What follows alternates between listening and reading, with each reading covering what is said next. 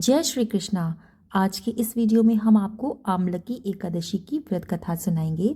तो कथा सुनाने से पहले अगर आपने अभी तक हमारा चैनल सब्सक्राइब नहीं किया है तो जल्दी से कर लीजिए और कथा सुनने के बाद कमेंट में जय श्री हरि विष्णु लिखना ना भूलिएगा और कथा को लाइक और शेयर जरूर कर दीजिएगा। तो चलिए शुरू करते हैं आमलकी एकादशी की व्रत कथा।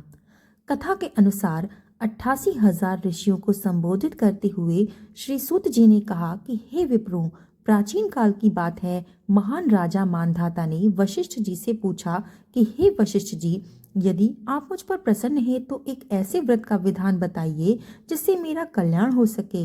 महर्षि वशिष्ठ जी ने कहा कि हे राजन, सब व्रतों में उत्तम और अंत में मोक्ष देने वाला आमलकी एकादशी का व्रत है।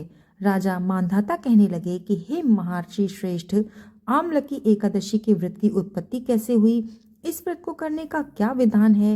हे वेदों के ज्ञाता, कृपा करके इसका वृत्तांत भी मुझे विस्तार पूर्वक बताएं।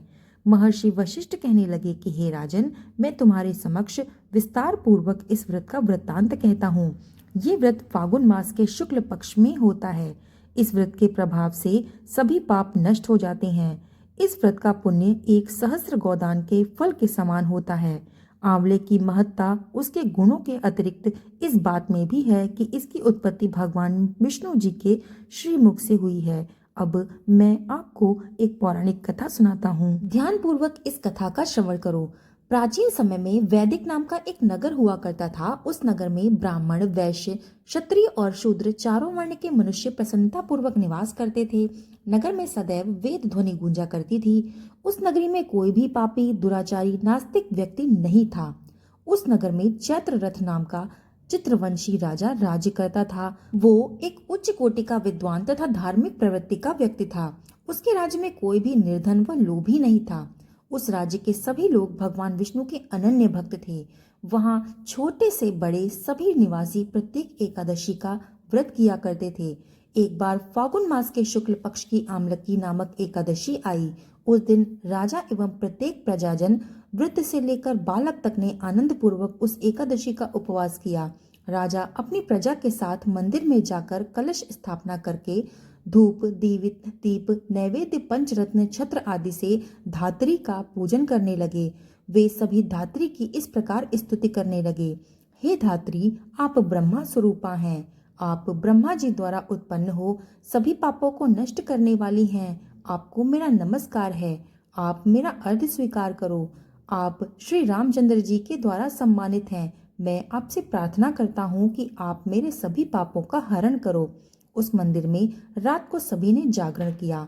रात को उस समय एक बहेलिया वहां पर आया। वो महापापी और दुराचारी था। अपने कुटुंब का पालन वो जीव हिंसा करके करता था। वो भूख प्यास से अत्यंत व्याकुल था। भोजन पाने की इच्छा से वो मंदिर के एक कोने में बैठ गया। उस स्थान पर बैठकर वो भगवान विष्णु की कथा तथा एकादशी के महात्म्य को सुनने लगा।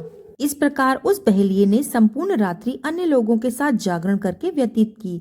प्रातःकाल सभी लोग अपने अपने निवास स्थान को चले गए। इस प्रकार वो बहेलिया भी अपने घर को चला गया। वहां जाकर उसने भोजन किया। कुछ समय व्यतीत होने के पश्चात उस बहेलिये की मृत्यु हो गई। हालांकि जीव हिंसा करने के कारण वो घोर नरक का भागी था, लेकिन उस दिन आमलकी एकादशी के व्रत तथा जागरण के प्रभाव से उसने राजा विदुरथ के यहाँ जन्म लिया और उसका नाम वसुरथ रखा गया। बड़ा होने पर वो चतुरंगिणी सेना सहित धन धान्य से युक्त होकर 10 सहस्त्र ग्रामों का संचालन करने लगा। वो तेज में सूर्य के समान, कांति में चंद्रमा के समान, वीरता में भगवान विष्णु के समान तथा क्षमा में पृथ्वी के समान था। वो अत्यंत धार्मिक, सत्यवादी, कर्मनिष्ठ और विष्णु भक्त था। वो प्रजा का समान भाव से पालन करता था। दान देना उसका नित्य कर्म था। एक समय राजा वसुरथ शिकार खेलने के लिए गया था। दैव योग से वो वन में रास्ता भटक गया और दिशा का ज्ञान न होने के कारण वो वन में एक वृक्ष के नीचे सो गया।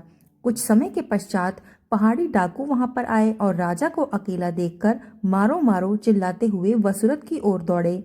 वो डाकू कहने लगे कि इस दुष्ट राजा ने हमारे माता पिता, पुत्र पौत्र आदि समस्त संबंधियों को मारा है तथा देश से निकाल दिया था।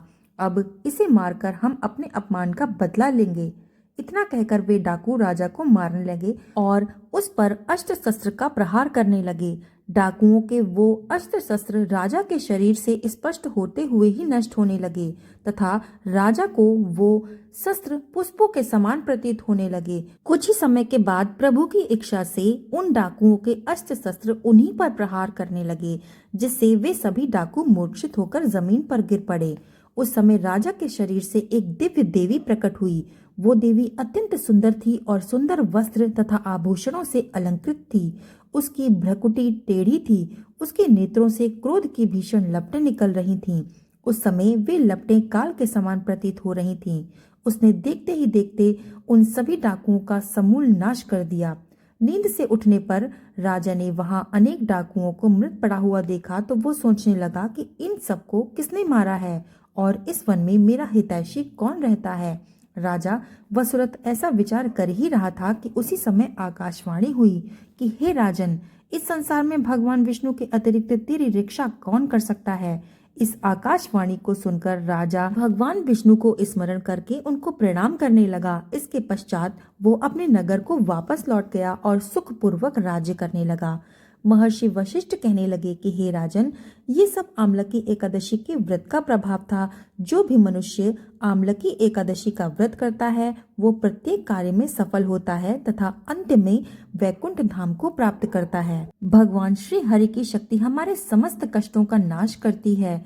ये मनुष्य की ही नहीं अपितु देवताओं की भी रक्षा में पूर्णतया समर्थ है। इसकी शक्ति के बल से भगवान विष्णु ने मधुकैटभ नाम के राक्षसों का संहार किया था।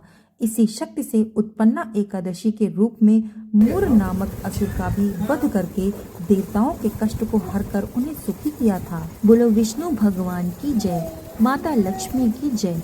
कथा समाप्त। कथा सुनने के बाद कथा को लाइक जरूर कर दीजिए और कथा को शेयर भी कर दीजिएगा। इसके अलावा कमेंट में जय श्री हरि विष्णु लिखना ना भूलिएगा। चैनल को सब्सक्राइब कर दीजिएगा। तो चलिए मिलते हैं ऐसी ही सुंदर कथा के साथ। तब तक के लिए धन्यवाद।